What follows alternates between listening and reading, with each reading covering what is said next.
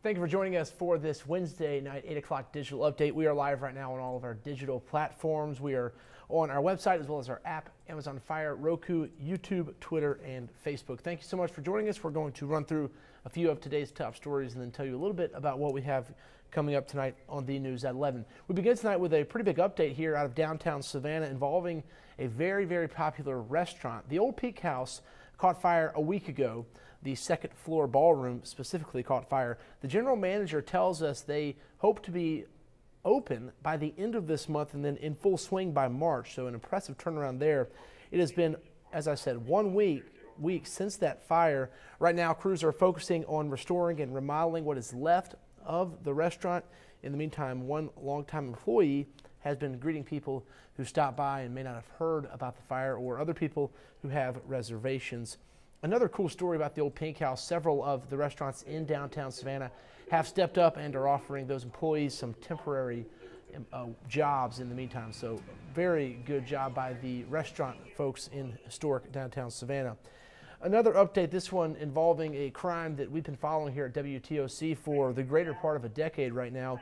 The family of a girl murdered 6 years ago filed a lawsuit today in Chatham County Court suing the apartment complex that she lived in. Rebecca Foley's family is seeking $35 million in damages. Her family says inadequate security led to her death at the Colonial Village at Marsh Cove. That's where Foley was killed, once again, nearly 6 months ago. The family had to wait until after the criminal trial concluded. That's because a lot of the details of that investigation were not made public until the case. In fact, Foley's mother did not find out a lot of the details about the case until the case went to trial late last year. Here is Foley's mother and the family attorney speaking today outside the courthouse. Take a listen.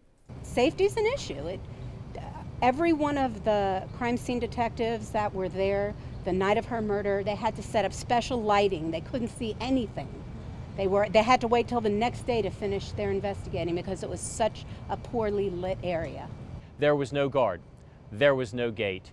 The lighting was inadequate, and they knew they had a crime problem.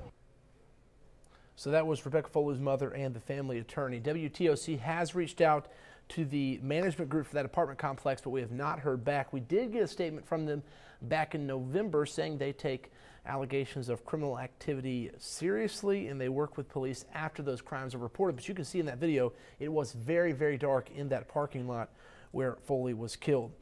It's a little bit hard to believe when you walk outside and you feel how warm it is, especially the last couple of days. In fact, record heat earlier this week. But 1 year ago tomorrow, it was a much different scene. This was the scene across much of the coastal empire and the low country.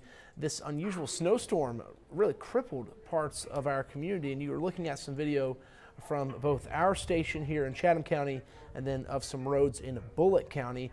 As you might remember, and you can tell by this video, but snow and ice blanketed the community. I believe that is the interstate there.